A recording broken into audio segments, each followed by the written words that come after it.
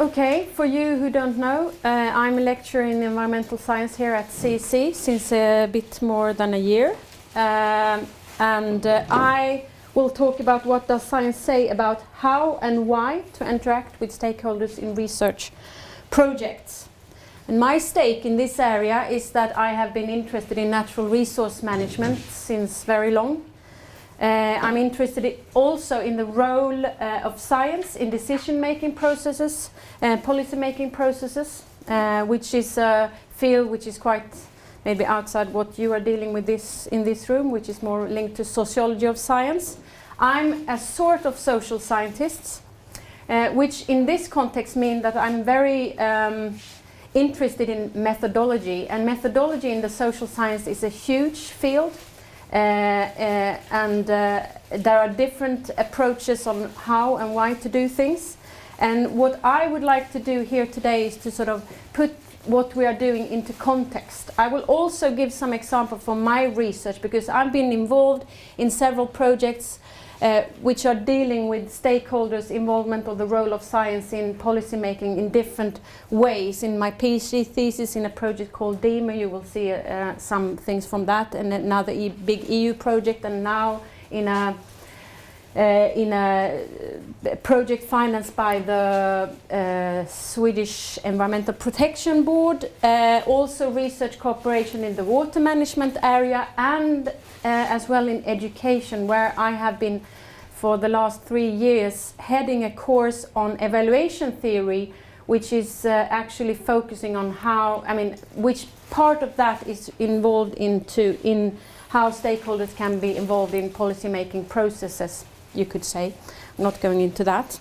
So I'm going to start with the why, and then I'm going to go into the how.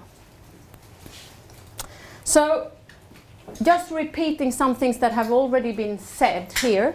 The importance of interacting with stakeholder, we are doing that to putting science into societal context by incorporating societal concern into scientific research. That can be one reason.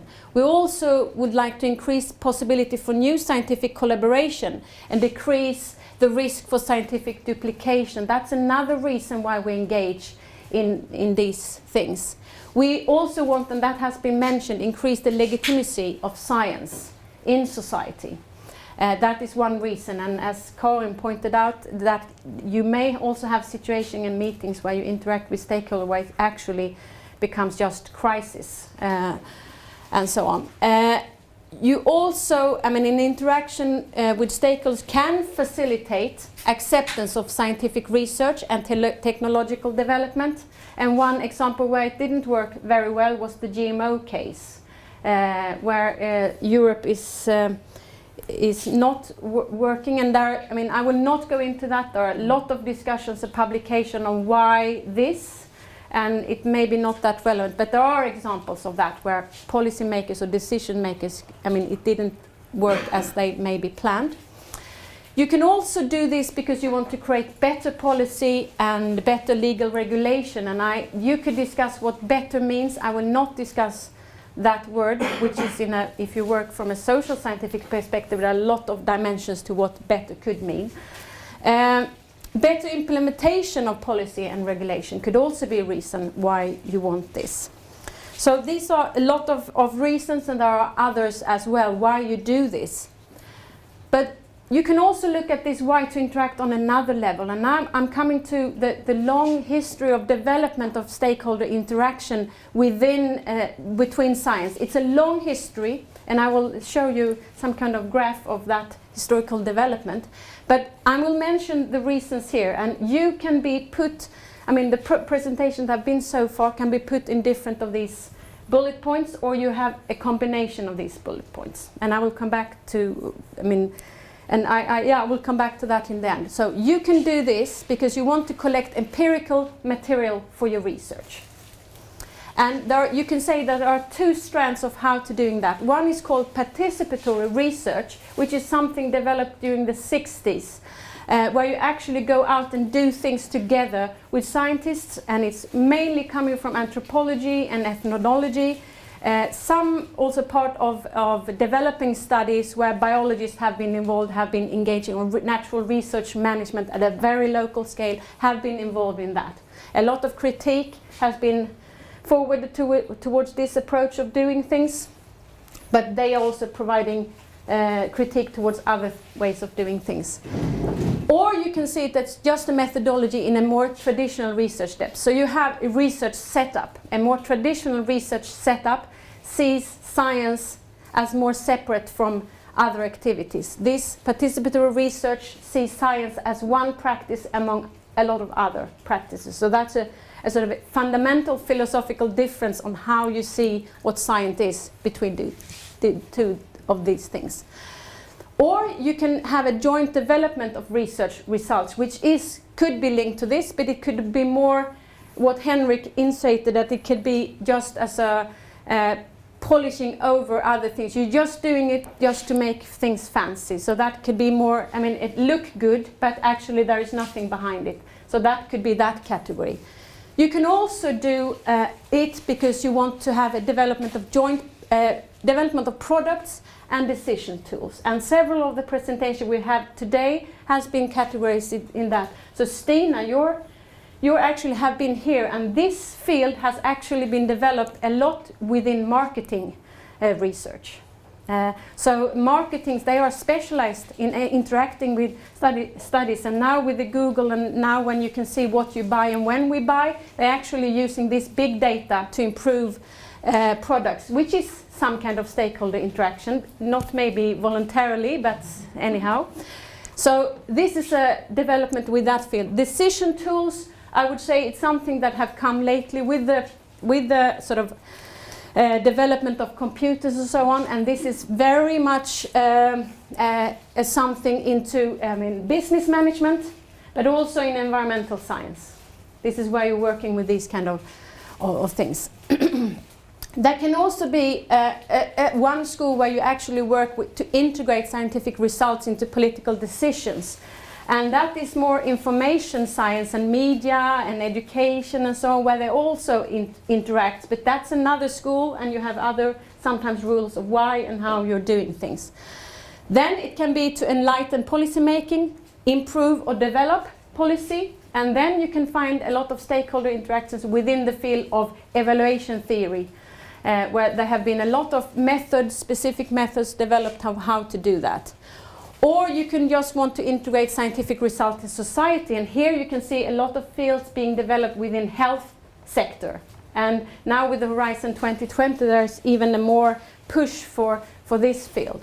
So this actually you could see as a history or how interaction with stakeholders have developed, and the method have been developed in very different contexts. Now we are sitting here, environmental science issue, but a lot of things we are leaning back to are actually leaning back to another context. And as a social scientist, it's very important to be aware, I see methodologically, it's very important to be aware of that context that methodology has been developed into. Now I know that these methods are adapted to this situation, but still should be recognized that this is not something new.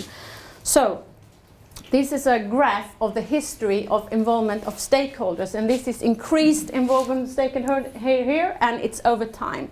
So you can see two bumps on this scale. This is a very sketchy draft of this history. I could spend 2 days lecture on the history of stakeholder involvement and how it involved in with what discipline and so on. But the main point here is that there was a high increase in the 1960s. Of doing this. This was a major reaction at that point. It was a political reason where involvement of people into decision making was seen as an important issue. Then we had a sort of backlash in the late 70s and 80s especially. Then we had another increase again, and we are somewhere here. Somewhere here. We don't know what's going to happen, but looking at development of science in general, you can usually see that it's going up and down. So I'm thinking, even if I'm dealing with this issue, that probably this is going to have a backlash here. And partly for some reasons that Henrik mentioned earlier, that there are big problems with this, and we have to acknowledge this. One important reason why, I'm not going to analyze why more about this bump and why this bump, but what we can say that what happened is actually, it's here that the environmental science became very strong and started to push for more. And one major reason for this is that the problems are complex. The problems we are dealing with are complex, and we know that there are several perspectives, and there is a need to sort of bring in these perspectives. So, yeah, what you actually have called, and I don't know if you have heard about this mode 2 science. Have you, anybody heard? Yeah. So you have read about that, but that has been called mode 2 science, and I think, and it's a concept developed in 1994. It was not I mean, a lot of people dealing with that, but Michael Gibbons actually coined and termed that as a name. It's a science where you actually cooperate over disciplines and with stakeholders. So it's not a science where you stay as a scientist alone in your office. At the moment we are probably entering, I mean this is just a brief analysis I have now, entering yet another phase where we even have a broader interaction where it's innovation, stakeholder involvement, I mean with businesses and so on.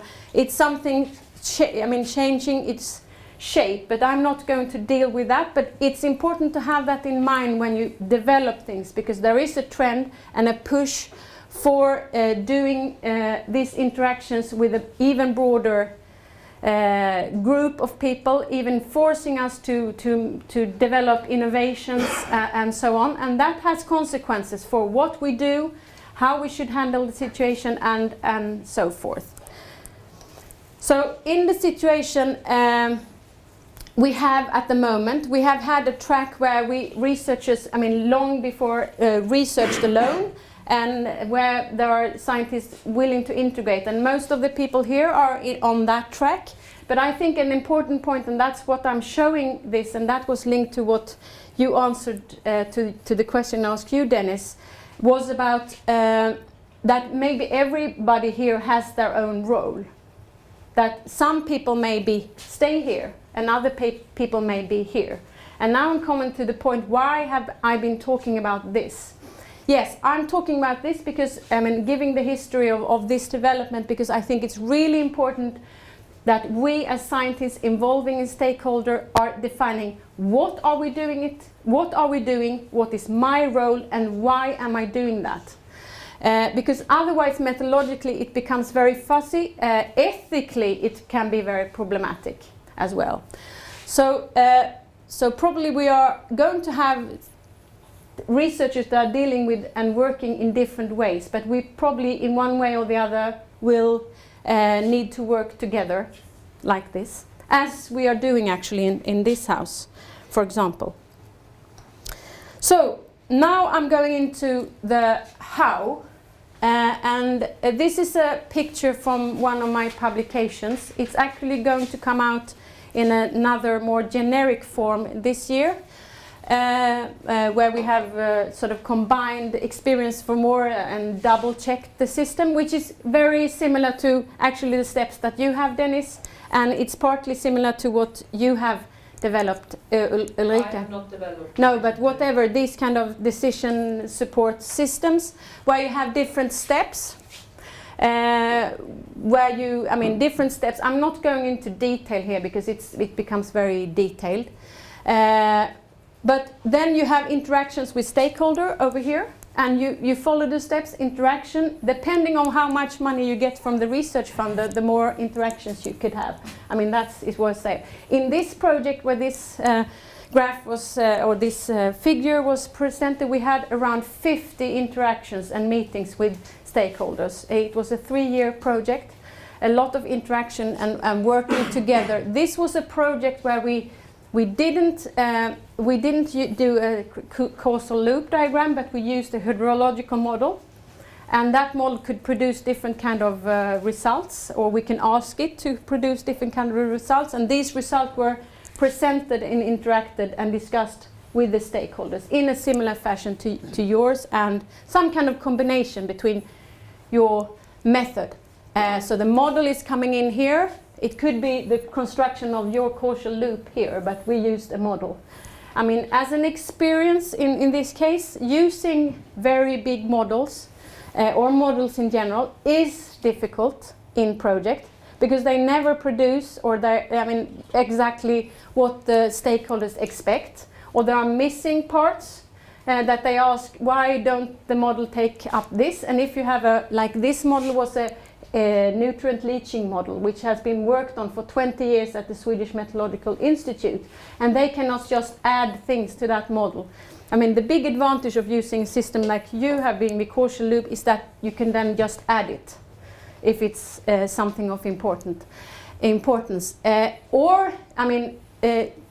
So that becomes heavy and difficult and problematic in some parts. The advantages is that the model is something that is appreciated by is known and used by a lot of these stakeholders. I would just want to mention one more thing in relation to this, and this is the participatory monitoring scheme. If you're going to involve in participation of stakeholders, it's really crucial to assess what you're doing and how that was perceived during the process, which means that it is important to plan what you're doing. And during this scheme, we actually had an evaluation system going beside the process. I mean, and then also to you, Susanna, if you had that, and in one sense you had that because you had these things, that is what you can use to actually see, okay, what was the impact of this? What was the result of the learning process? And what kind of things were learned? And this is something you have to think of before, because that's the science of this. You have to think and plan for this before. Okay, so this is just the article where these things come from. So important things to consider in this case is that create space and a clear strategy for interaction with society stakeholders from the beginning of the project. That means that you plan this from the start. It's a conscious thing you're doing. It's just not happening. And a lot of times it's happening and it's changing over time. You need to think why you're going to do and not do, and how you're going to handle, for example, different situations, and why you're going to handle, for example, a conflict. How you're going to handle it. Why are you going to handle it? You have to know about that. Because otherwise what you're collecting at the time, you have to identify how close the project is to its actual decision process, and you have to familiarize yourself with what is the decision-making process, and that is something that have been doing, but these are important things. Then you have time to interact when it's possible to influence decisions. That's really important. And I think one general mistake or problem is that we are not often thinking of when we interact. I mean, what kind of relation is this process in relation to a specific or actual decision making in the policy thing? And I think we have to, before we start, think about that relation, because that will influence on how we set up the things. Then I will just show a different thing, which is on another level, that actually when you plan the meeting, you would probably need to plan each meeting and think of why you do what you do in the meetings with stakeholders. One very simple, don't read this, but one very simple scheme of how to do that is to think of the form of the meeting, to think of the content of the meeting, to think of the external context. That's the decision. How close are you to the decision making, or what is the context around? Is there a forest fire and something like that, for example? Then that may be an external. And the internal context, who is actually there, and why are they there? So this is, this we can continue to discuss the methodology of doing this for ages and ages, and I will not continue with that. That was everything from me.